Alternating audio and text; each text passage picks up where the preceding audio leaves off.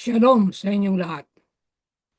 Hindi ko maunawaan ang aking sarili, sapagkat kung ano ang nais kong gawin ay hindi ko ginagawa, at kung ano ang kinamumuhian kong gawin ay siyak namang aking ginagawa. Roma 7:15.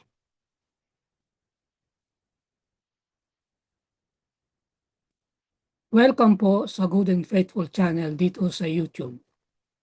Dalayan kong maging pagpapala ito sa iyo tuwing ikaw ay magbubukas at manunood. Ang pangunahing mapapanood mo ay ang pagtatalakay ng lingguhang pag-aaral ng salita ng Diyos. Paminsan-minsan ay madaragdagan ito ng mga serye ng pag-aaral sa iba pang paksa tungkol sa pagiging katiwala ng Diyos. Ikaw ba'y tapat sa iyong pangalan? Paano? Mga leksyon ng pananampalataya mula sa Josue. Bago tayo pumalaw, tayo manalangin muna tayo. Ama namin, sa ngalan ni Jesus, Panginoon, ituro ninyo sa amin ang inyong mga tuntunin. At habang nabubuhay, ito'y aming susundin. Bigyan niyo kami ng pangunawa sa inyong kautusan at ito'y buong puso naming susundin at iingatan. Amen. Pangwalong leksyon, mga higante ng panampalataya, sina Josue at Caleb. Ang ating susing talata ay Hebreo 13:7. Alalahanin ninyo ang mga namumuno sa inyo. Silang nagsalita sa inyo ng salita ng Diyos. Tignan ninyo ang kinalabasan ng kanilang pamumuhay. Tularan ninyo ang kanilang panampalataya. Mula sa pagkapanganak, hinuhubog ang mga tao ng kapangyarihan ng halimbawa. Natutuhan natin gawin ang pinakasimpleng mga bagay sa buhay, gaya ng paglalakad, pagsasalita, at pagpapakita ng ating mga damdamin sa pamagitan ng paggaya sa mga pinakamalapit sa atin. Bilang may gulang na, nangangailangan pa rin tayo ng mga huwaran. At kahit hindi sila sakdal, maaari nating hangaan at gayahin ang mga katangiang espiritual na ginagawa silang mga higante ng panampalataya. Tatlong paghahati. Halimbawa ni Caleb, halimbawa ni Josue, at pangwakas na halimbawa. Sa unay tatlo ang tatalakayin. Pagka matapat. Ibigay sa akin ang lupaing maburol at ang kapangyarihan ng halimbawa. Sa ikalaway tatalakayin ang abang bayani at sa ikatlo na bago ang pag-iisip. Bago ng pag-iisip. Unang pagkakahati at unang pagtatalakay. Bilang 14:24. Ngunit ang aking lingkod na si Caleb, sapagkat siya'y nagtaglay ng ibang espiritu at sumunod ng lubos sa akin, ay dadalhin ko sa lupain na kanyang pinaroonan at aariin ng kanyang mga binhi. Ang pangalang Caleb. Nagmumula sa Hebreong salitang keleb, aso, na nangyayari sa lumang tipan ay laging nasa negatibong konteksto. Gayunman, ang keleb ay ginagamit sa karagdagan sa Bibliang mga liham at himno upang ipahayag ang tapang, tiyaga at pagkamatapat ng isang lingkod sa kanyang amo. Sa bagay na ito, tapat si Caleb sa kanyang pangalan. Nagpapakita sa buong buhay niya na ang hindi natitinag na katapatan sa kanyang Panginoon. Ang tanong ay, ikaw ba'y tapat sa iyong pangalan? Ang buhay mo ba'y bagay sa inyong pangalan? Sa Biblia, napakahalaga ang pangalan. Hindi basta nagbibigay. Makikita natin sa mga anak ni Jacob na ang mga pangalan ng mga anak niya ay may mga kahulugan. Gayon din sa pagpapalit sa mga pangalan, si Abraham ay pinalitan ng Diyos ng pangalan, si Jacob, gayon din. Maski si Sarah, na dati Sarai, ay naging Sarah. Bakit pinalitan? Ibinabagay ang bagong pangalan sa kanilang katayuan. Kaya nga, ang Caleb ay nagpapakita ng mga katangiang tapang, tiyaga, at pagkamatapat. At tapat si Caleb sa kanyang pangalan. Ibig sabihin, nakita ito sa buong buhay niya. Kamusta ka naman? Lalo na yung pangalan mo na Kristiyano, tagasunod ni Jesus. Tapat ka ba sa pangalang yan? 10 iba pang pangalan. Mahalagang Israelitang leader at kapanahon ni Josue at Caleb. Sina Samua, Shaphat, Igal, Palti, Gadiel, Gadi, Amiel, Sithur, Nahabi, at Gilwel. Ang mga pangalang ito ba'y kilala? Malamang hindi. Bakit? Dahil ang mga ito'y pangalan ng iba pang 10 tiktik na sinugo ni Moses upang saliksikin ang lupa ng Kanaan. Nakalimutan sila dahil sa kanilang mga pangalan, ang kanilang mga pangalan ay hindi nararapat na matandaan. Ang dala nilang ulat ay naglarawan ng sa lupang pangako bilang imposibleng masakop. Nakita nila ang kanilang sarili bilang mga tipaklong kumpara sa mga higanteng naninirahan sa mga lugar ng lupain. At natunaw sa takot ang kanilang mga puso sa mga hindi may gugupong pader na pinatibay ng mga lungsod ng Kanaan. Tapat sa kanyang pangalan, si Caleb, bilang nakatatanda sa 2 tiktik na nagdala ng isang positibong ulat, ay kinuha ang pangunguna sa pagpresinta ng isa pang posibilidad. Ano yun? Ang saloobin ng panampalataya. Nahanda siyang magsalita para sa nalalaman niyang tama sa kabila ng oposisyon kahit sa harap ng posibleng kamatayan. Kaya sabi sa bilang 14, Gis, pinagbantaan sila ng buong sambahayan na babatuhin sila ng mga bato.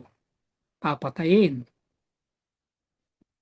Anong gagawin mo kapag ang karamihan na nakapalibot sa iyo ay tila may naibang opinyon? Isa na sumasalungat sa napakalalim mong paniniwala. Ikaw ba'y mananahimik na lang? O titindigan mo ang inyong paniniwala gaya ng ginawa ni Caleb? Pangalawang pagtatalakay, ibigay sa akin ang lupaing maburol. Josue 14, 6 at 9. Nang magkagay lumapit ang mga anak ni Juda kay Josue sa Gilgal at sinabi sa kanya ni Caleb, nalalaman ninyo ang sinabi ng Panginoon kay Moises, at si Moises ay sumumpa ng araw na iyon. Tunay na ang lupaing tinutungtungan ng iyong paa ay magiging isang pamana sa iyo at sa iyong mga anak magpakailanman sapagkat lubos kang sumunod sa Panginoon mong Diyos. Mapapansin ninyo na ang lupang Kanaan ay hinati sa mga tribo, hindi sa individual na tao. Pero dito ay malinaw na may exemption kay Caleb at mamaya ay makikita natin kay Joshua din. Sila ay tiniyak ang kanilang mamanahin. Kay Caleb, lahat ng malalakaran mo. Sabing ganun. At kay Josue, mamaya, makikita natin na pinili niya ang isang lungsod. Kaya makikita natin dito na merong pakahulugan ito. Anong halimbawa ang makikita natin kay Caleb sa paghingi niya na ibigay sa kanya ang lupaing maburol? No, hindi basta-basta lupain. Hindi nalimutan ang mga pangako ng Diyos. Hindi nakalimutan ni Caleb ang pangako ng Panginoon na naibigay sa kanya sa pamagitan ni Moises. Napapasok siya sa lupain kung saan yayapakan ng kanyang mga paa. 40 taon pagkatapos, ganun katagal, di niya nalimutan yan. 40 taon pagkatapos, tinukoy niya ang kanyang ulat sa lupain bilang isang salita gaya ng nasa aking puso. Isinapuso niya yung pangako, kaya hindi niya malimutan.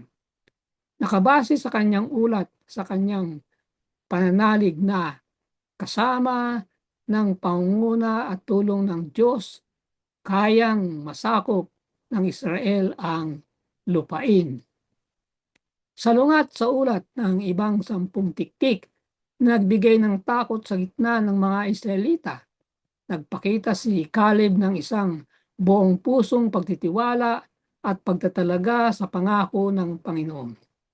Ang Hebreong parirala na literal na nangangahulugang ako'y lubos na sumunod sa Panginoon, Josue 14:8, ay malamang na isang maiksing forma ng mas mahabang idioma. Ang aking puso'y lubos na sumusunod sa Panginoon, o aking pinuspos ang aking puso upang lumakad kasunod ang Panginoon.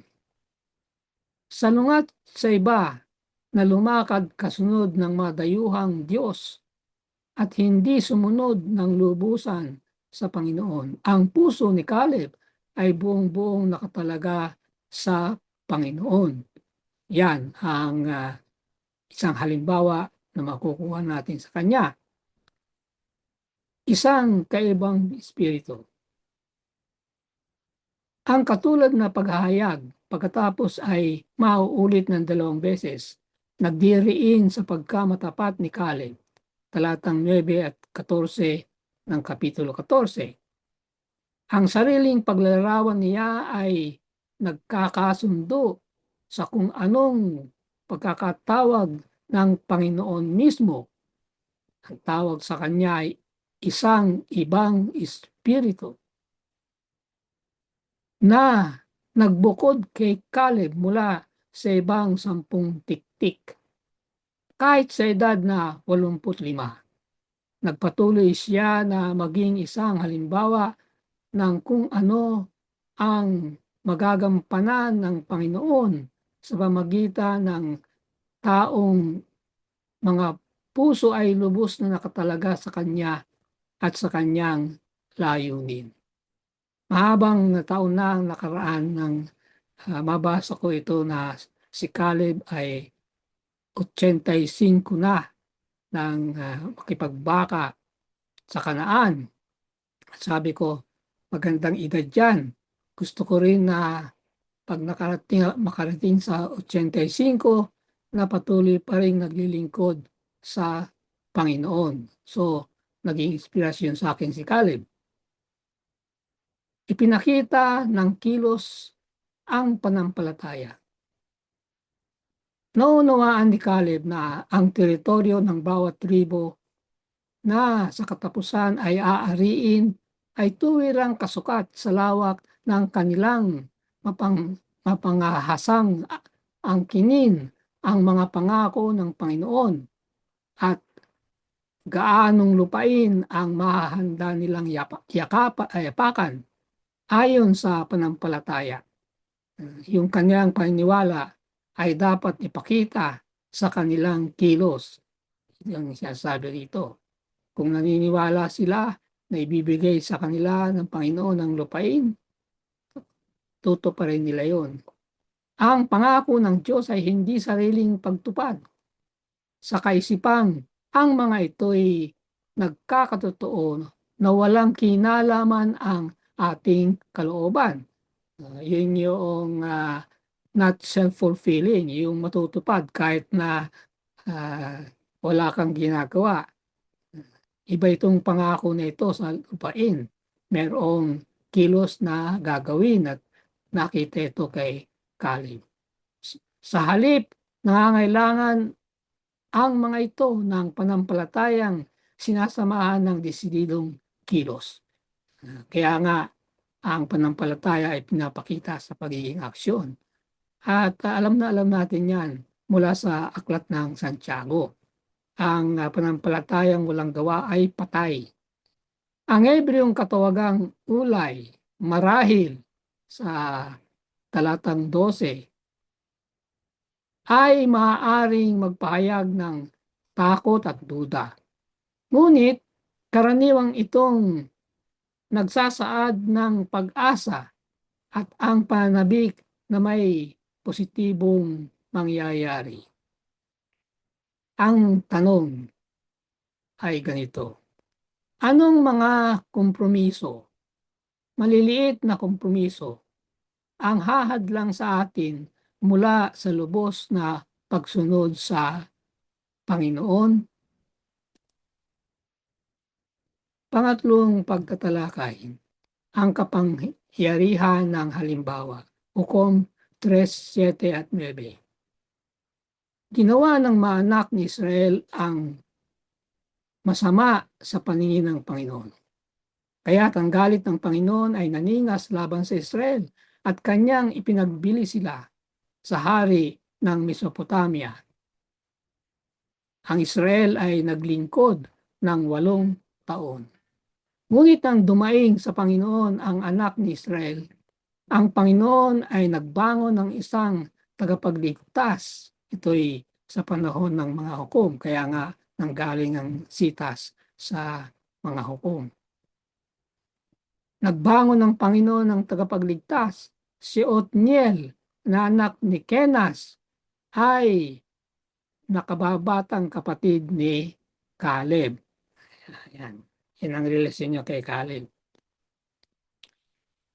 Kaya mayroong impluensya si Caleb kay Othniel. Sa siping ito, inialok ni Caleb ang kanyang iha, si Aksa, sa pag-asawa sa isa sa makakasakop sa Debir.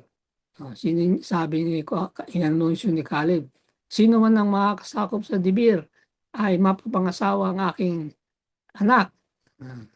Kaya tumugon si Othniel. Binihag ni Othniel ang lungsod at nakamit ang kamay ni Aksa. Mahalaga ang kwento dahil minsan pa inihag nito ang tapang, panampalataya at kahandaang akuin ang mga hamon. Nagpapakita rin ito na ang sumusunod na henerasyon ng mga Israelita ay sinundan ng halimbawa nitong mga higante ng panampalataya, sila Caleb at Josue. Samantalang isinasara ng nakatatandang henerasyon ng kanilang ministeryo, mayroong isang bagong henerasyon na handang harapin ang mga hamon at magpatuloy na tuparin ang panukala ng Diyos para sa Israel. Maraming taon na rin ang nakaraan, mga 10 taon na siguro, ay alam ko na ang aking ministeryo sa stewardship ay darating ang araw na titigil. Kaya ang aking dalangin sa Panginoon ay, Panginoon, bago ako tumigil ng lubusan sa ministry ito, ay gusto kong makita na mayroong babangong papalit sa aking lugar, na nabigyan ko ng inspirasyon sa issue ng pagiging katiwala. At ako'y nagpapasalamat sa Panginoon na natupad naman yon. Meron akong naimpluwensyahan na ang sabi sa akin, Pastor, pag ako ay magre-retire, stewardship din ang aking ministry, sabi niya. Sabi ko sa kanya, pasimulan mo na ngayon. Huwag mong hintayin yung iyong retirement. Pagmula ngayon, ang lahat ng sermon mo, at gano'n naman lahat naman ng sermon is stewardship eh. Walang sermon na hindi stewardship. Ibig niyo sabihin, puro pera. Hindi, sapagkat napakalawak ang stewardship. Ang stewardship ay sinasakop ang lahat ng issue ng buhay. So, sabi ko sa kanya, at sinunod niya yun. Sinunod niya. Nakita ko sa kanya ang sigasig na malaman ng stewardship at ang vision na ito ay dalhing maliwanag sa mga tao. Isang halimbawa kay Aksa. Sa isang paraan na hindi kaiba sa kahilingan ni Caleb kay Josue, ibigay sa akin ang lupang maburol. Yan. Na ang mga at pinakita ni Aksa yung determinasyon ni Caleb. Pinasigla ng kanyang mister ang katulad na pananampalataya at pagpapasya na pinakita ng kanyang ama. Sa kanyang determinasyon at katapangan, ipinagpatuloy ni Aksa ang linya ng halimbawa ni Caleb ng katuparan ng pangakong aariin ang lupain. Tunay nga, ang lupain ay isang regalo mula kay Yahweh sa Israel. Subalit, kailangang makuha ito sa pamamagitan ng pag-angkin sa mga pangako ng Panginoon na may panampalataya at lakas ng loob. Ang determinasyon ni Aksa ay nagbabala tungkol sa pagtitiyaga ng mga babaeng nasa mga ebanghelyo na hindi maitaboy ng karamihang tao o mga alagad at hindi susuko hanggang matanggap nila ang pagpapala ni Jesus para sa kanila at kanilang mga pamilya. So si Aksa ay isa sa mga na-influensyahan ni Caleb din. Ang kahalagahan ng pagiging halimbawa. Mahalaga ang pagpasa ng sulo ng panampalataya sa susunod na henerasyon sa katuparan ng misyong ipinagkatiwala ng Diyos sa atin. Isipin ang tungkol sa mga hamon ng pagpasa ng panampalataya sa susunod na henerasyon sa isang banda at tungkol sa mga oportunidad para sa mga kabataan na ipalagay ang higit pang responsibilidad sa gawain ng Diyos sa kabilang dako. Ano ang magagawa natin upang mapadali at sanayin ang kabataan na ipinagpalagay ang makadiyos na pamumuno? Gaano kahalaga ang ating halimbawa sa prosesong ito? Kung wala nitong pagsasanay sa mga kabataan na papalit sa mga nakakatandang leader, paano na ang mangyayari sa ating iglesia? Ako'y tuwan-tuwa sa aming iglesia sa Leland Drive. Kasi nakikita ko na ang mga leader na papalit sa aming nakatatanda. Nagpasimula ang kapasyahan ng iglesia na maglagay ng mga kabataang elder. At natutuwa ako na itong mga kabataang elder nito ay napakasigla at mainit sa gawa sa loob ng iglesia. Pangalawang pagkakahati, ang halimbawa ni Josue at tatalakayin ang abang bayani. Mapansin ninyo na tatlong leksyon, bahagi ng leksyon ng ginugol kay Caleb, isa lang kay Josue. Kasi si Josue ang pirmi namang nakadilantera sa aklat na ito. Ang titingnan natin ay ang abang bayani, Josue 19:49 at 50. Nang kanilang matapos ang pamahagi ng lupain bilang pamana ayon sa mga hangganan niyon, teritoryo, ang Kanaan ay hinati na by teritoryo, ay binigyan ng mga anak ni Israel ng pamana si Josue sa gitna nila. Ayon sa utos ng Panginoon ay kanilang ibinigay sa kanya ang lungsod na kanyang hiningi, ang Timnat Serah sa lupaing maburol ng Ephraim. Napansin niyo, pareho sila ni Caleb. Maburol ang pinili. Hindi yung magagandang lugar, kundi yung may hamon.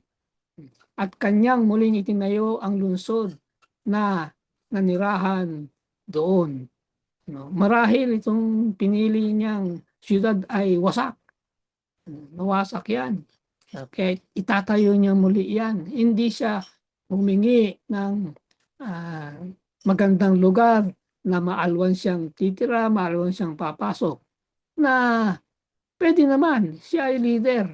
At sa pasasalamat ng Israel ay maaaring ibigay sa kanya yung pinakamagandang lugar. Pero hindi. Ang pinili niya ay isang halimbawa sa atin. Ang una at huling tagapagmana. Ang mahabang listahan ng mga pangalan ng lugar, palatandaan sa hangganan ng mga teritoryong itinakda sa mga tribo ng Israel ay napagitnaan ng ulat ng pamamahagi ng lupa kina Caleb at Josue. Ang ginamit sa leksyon ay book-ended. Alam natin na sa lalagyan ng mga aklat, merong tinatawag na book-end. Sa unang aklat, sa huling aklat, iniipit yung mga aklat para nakatindig ang aklat. Yan ang ibig sabihin nito. Yung mga pamimigay ng mana ay pinagitnaan ng ulat ng pagbibigay ng mana ni Caleb at Josue. Sa panong paraan? Unang tumanggap si Caleb ng kanyang mana, samantalang huling tumanggap si Josue sa kanya. Bakit una si Caleb na tumanggap ng mana? Kasi pinili niya yung lugar na hindi pa nakukubkob.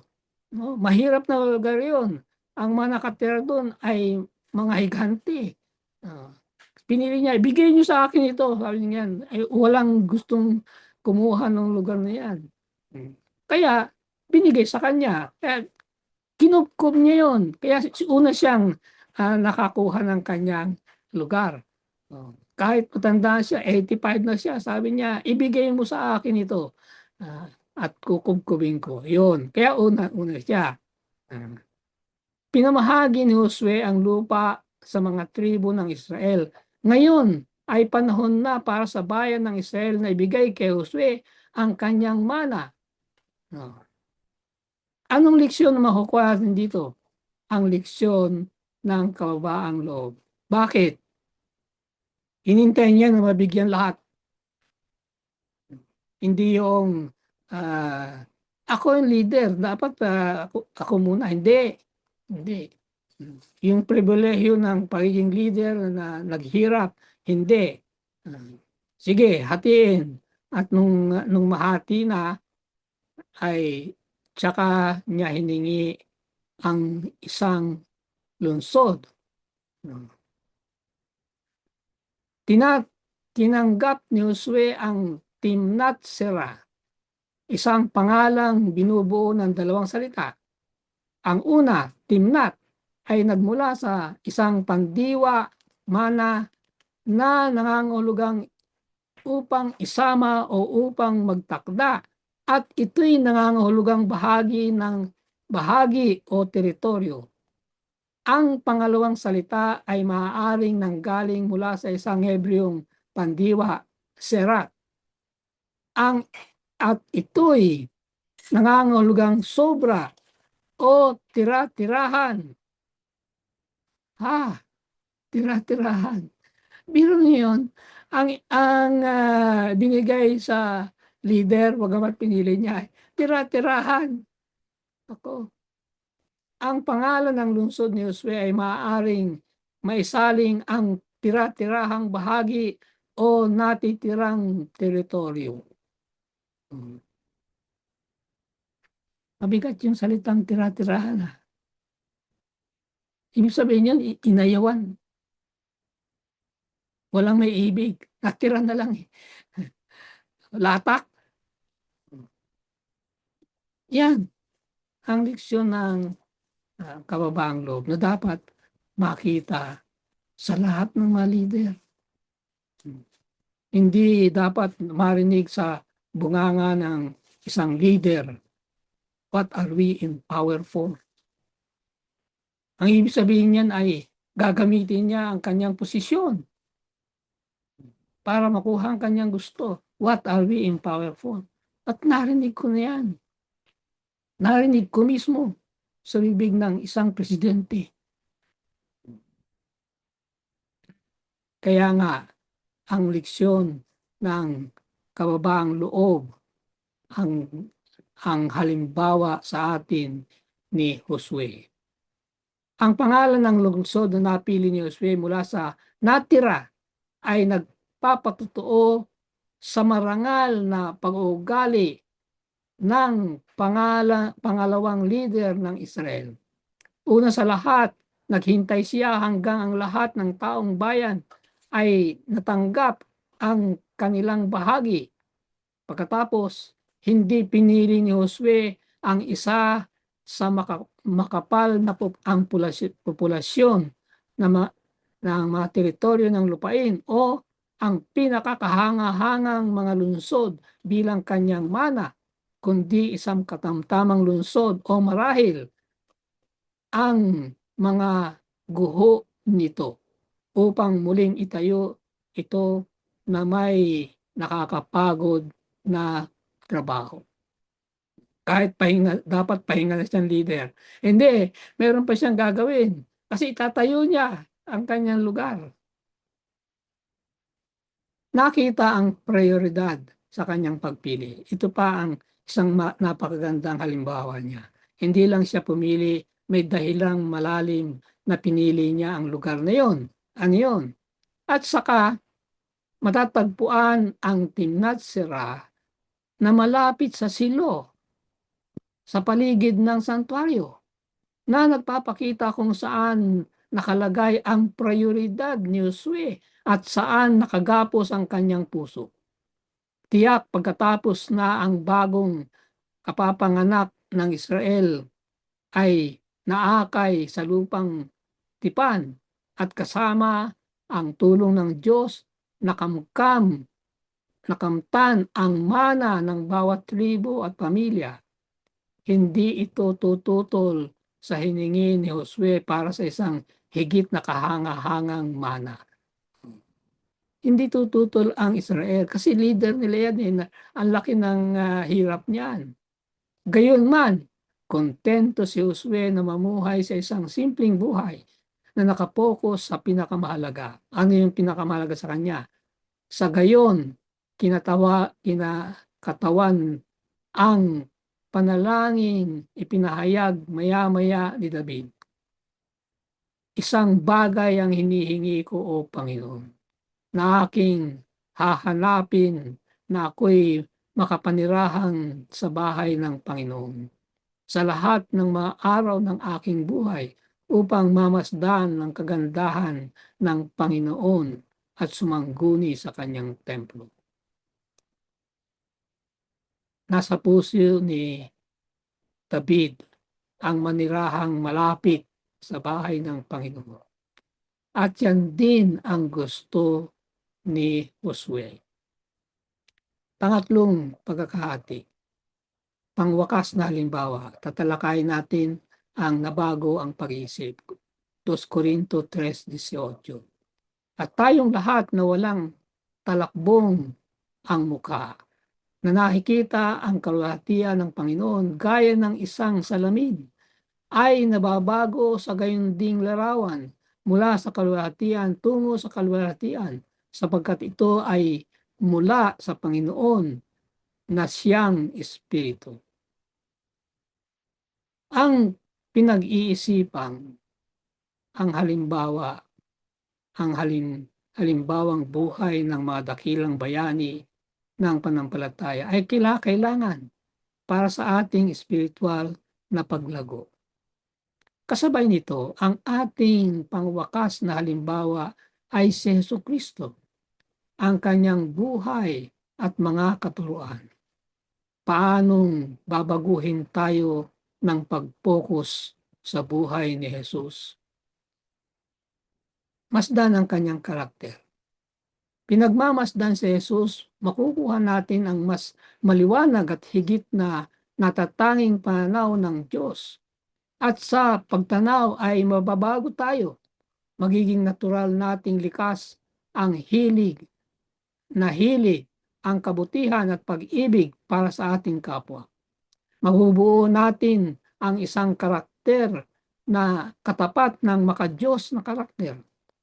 Lumalago sa kanyang wangis, pinalalaki natin ang ating kapasidad para sa kaalaman tungkol sa Diyos. Higit at higit pang pumapasok tayo sa pagsasama-sama sa makalangit na daigdig at nagpapatuloy tayong pinararami ang kapangyarihan upang tanggapin ang mga yaman ng kaalaman at karunungan ng walang hanggan. Christ Object Lesson 355. Ang impluwensya ng sanlibutan.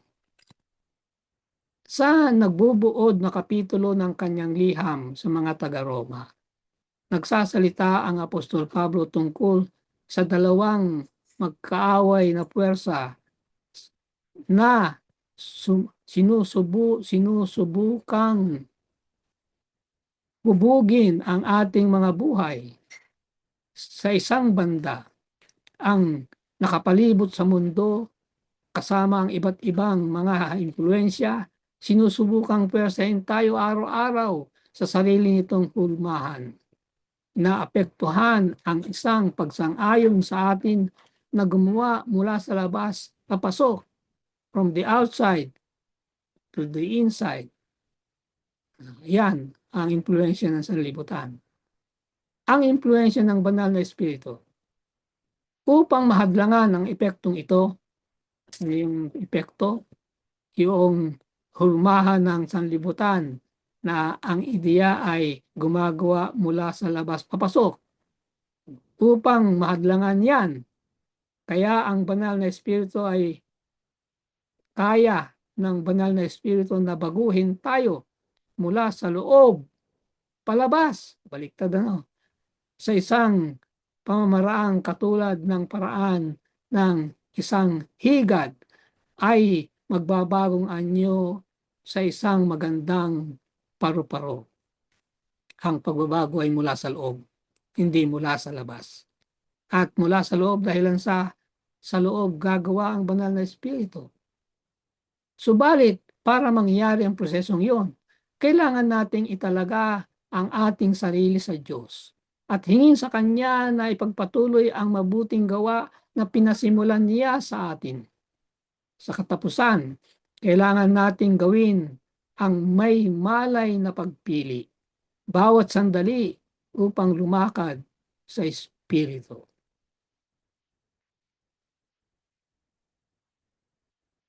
Ito'y panampalataya ni Caleb sa Diyos na nagbigay sa kanya ng tapang, na iningatan siya mula sa takot ng tao at pinagana siya upang tumayong matapang at walang tinag sa pagtatanggol ng tama. Sa pamagitan ng pagtitiwala sa parehong kapangyarihan, ang makapangyarihang general ng army ng langit na bawat tunay na kawal ng krus ay makakatanggap ng lakas at tapang upang mapagtumpayan ang balakid na parang hindi malulutas.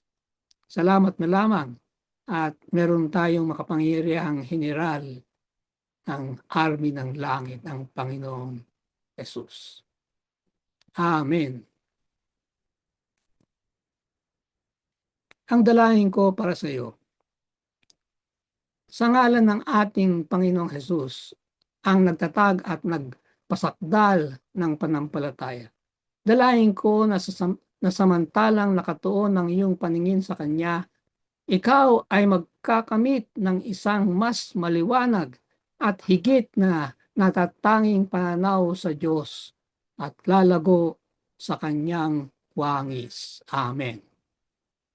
Sumayin niyo ang Good and Faithful channel dito sa YouTube. Ako'y patuloy na nagpapasalamat sa mga taong tumutulong na makarating ito sa kaalaman ng marami pa. Pagpalain nawa sila ng Diyos. Malaki ang iyong magiging bahagi sa ministeryong ito kung ikaw ay magsusubscribe kung hindi pa. At kung naging pagpapala ito sa iyo ay mag-share at mag-like. I-click na rin ang notification bell upang kagad ay malaman mo kapag may bagong video. Ang PowerPoint presentation ay makukuha rin kapag hiningi sa aking messenger account. Maraming salamat. Magkita tayo sa susunod na linggo.